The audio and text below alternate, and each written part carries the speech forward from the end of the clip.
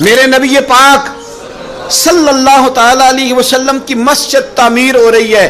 مسجد نبوی شریف میں سب سے پہلے فرش حضرت عثمان غنی نے بچھایا, جگہ حضرت ابو بکر صدیق نے خرید کے دی. سب سے پہلے اس میں روشنی جناب تمیم داری نے فرمائی.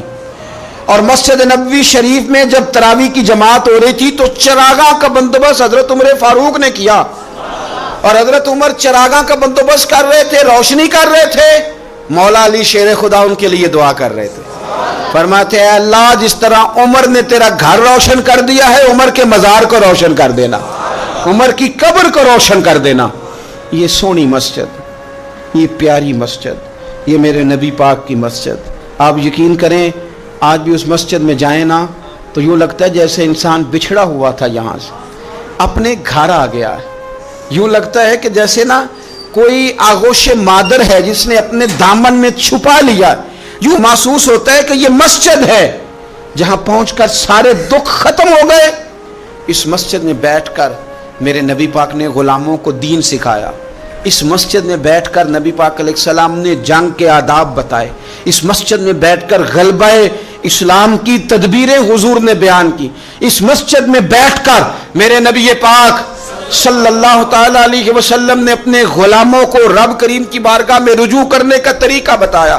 یہی مسجد تھی جہاں حضور سجدے کرتے, یہی مسجد تھی یہاں حضور امت کے لیے دعائیں کرتے. اور سنو میرے بھائیوں, رحمت کے یہاں جھمیلے ہیں کیونکہ حسنین یہاں پر کھیلے ہیں. یہی وہ مسجد تھی یہاں حسنین کریمین حضور کے ساتھ کھیلتے. میرے نبی پاک علیہ السلام کھجور کے تنے کے ساتھ ٹیک لگا کے خطبہ دیتے. کچھ صحابہ نے کہا حضور سارے غلام زیارت کرنا چاہتے ہیں, تو فرمایا ممبر بنا دو, 3 سیڑھیوں کا ممبر بنا. اور حضور جس تنے کے ساتھ ٹیک لگا کے خطبہ دیتے تھے, جب قریب ممبر پہ آئے تو وہ رویا. صحابہ کہتے ہیں رونے کی آواز آتی تھی, بندہ نظر نہیں آتا تھا. حضور گئے جا کے اسے سینے سے لگایا, سینے سے, اور نبی پاک نے چپ کرایا. فرمایا میں چپ نہ کراتا یہ قیامت تک روتا رہتا.